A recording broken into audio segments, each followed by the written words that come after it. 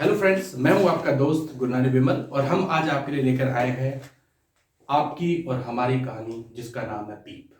दोस्तों, ये जो बीप है ये सही मायने में जो है हमारे जीवन की सारी समस्याओं की जड़ है। इस बीप ने हमारे वर्तमान को इस तरीके से बर्बाद कर दिया है कि हम आने वाले हर एक पल का जो है वो एंजॉय नहीं ले पा रहे, आनंद नहीं उठा पा रहे, हम अपने जीवन को सही शैली में जो है नहीं जी पा रहे। दोस्तों, आपके साथ एक घटना शेयर करता हूँ, एक सच्ची घटना। एक मजबूर बेटा अपने बीमार पिता को एक बड़े से हॉस्पिटल में एडमिट करवाता है। पिता आईसीयू में एडमिट रहते हैं तो बेटा जो है वो वेटिंग रूम में जो है वो बैठा होता है। पिता आईसीयू के अंदर जो है वो मौत और जिंदगी के बीच में जूझ रहे होते हैं, तो बेटा जो है वो वेटिंग रूम में डर के साए में जो है अपने पलों को काट रहा होता है। उस बड़े से हॉस्पिटल का एक सिस्टम, वेटिंग रूम में लगा हुआ था एक स्पीकर, और उस स्पीकर का नाम जो है वो हमने राक्षस दिया है, क्योंकि वो स्पीकर इस तरीके से राक्षस की तरह अपना मुंह खोले हुए था कि वो वहां बैठे पता नहीं कितने ही जो है वो लोगों की उम्मीदों को निगल चुका था। वो स्पीकर जब भी बोलता वहां वेटिंग रूम में बैठे परिजनों के लिए हमेशा कोई ना कोई दुखद समाचार ही लेकर आता। डर की स्थिति, सहम की स्थिति उस स्पीकर से जो है वो और भी बढ़ जाती। दोस्तों, उस स्पीकर की एक खास बात हुआ करती थी कि वो स्पीकर बोलने से पहले जो है एक लंबी बीप की आवाज दिया करता था, और वो बीप की आवाज जैसे ही आती वहां बैठे जितने भी परिजन थे, जितने भी रिश्तेदार थे, वो सारे अटेंशन और स्ट्रेस के मोड में आ जाते। बिल्कुल बिल्कुल जो है वो उनको जो है स्थिति महसूस होती कि शायद अभी न्यूज जो है हमारे लिए नहीं है। लेकिन वो जो बेटा, जो वहां बेटा बैठा था, वो मजबूर बेटा बैठा था, उस पर इस बीप ने बड़ा ही इफेक्ट डाला। जैसी बीप की आवाज आती उसे लगता कि कहीं इसका अगला शिकार मैं ही तो नहीं, कहीं ये नकारात्मक न्यूज मेरे लिए तो नहीं लेके आया।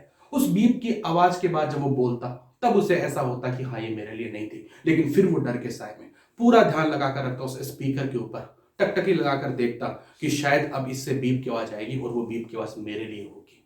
एक दिन बीता, 2 दिन बीते, 3 दिन बीते। दोस्तों, इन 3 दिनों में उसकी हालत इतनी खराब हो गई कि वो खुद ही वहां पर बीमार और लाचार महसूस करने लगा।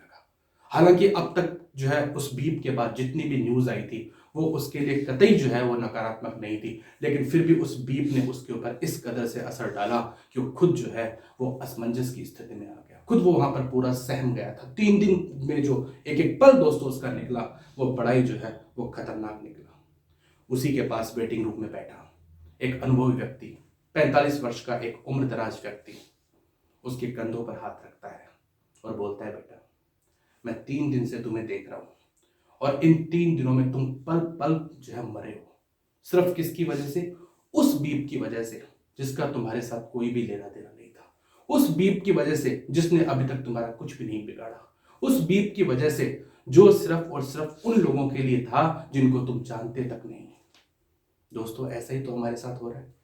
छोटी छोटी समस्याएं आती है और उन समस्याओं के हल होने से पहले ही जो है उस समस्याओं को हम बीप की तरह अपने जीवन में इस तरीके से जो है समाहित कर लेते हैं कि हमारा वर्तमान पूरा का पूरा स्पॉइल हो जाता है।